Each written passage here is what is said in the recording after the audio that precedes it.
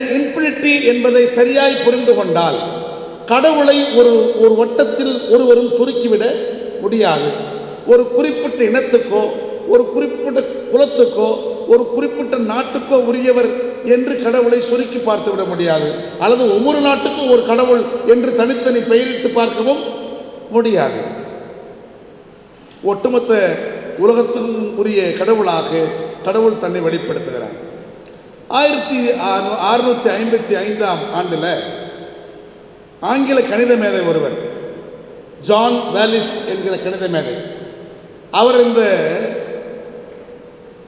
இன்ஃபினிட்டிக்கு ஒரு simple create பண்ணுறார். இன்ஃபினிட்டிக்கு ஒரு சிம்பிள் கிரியேட் பண்ணுறார். ஐயா ரொம்ப அழகாக ஒரு வட்டம் போட்டு காட்டுகிறார். இன்ஃபினிட்டி, அந்த வட்டமே என்ன சொல்லுதுன்னா இன்ஃபினிட்டி சொல்லுது. இந்த வட்டத்துக்குள்ள எது தொடக்கம் எது முடிவுன்னு தெரியுமா? இந்த வட்டத்துக்குள்ள எது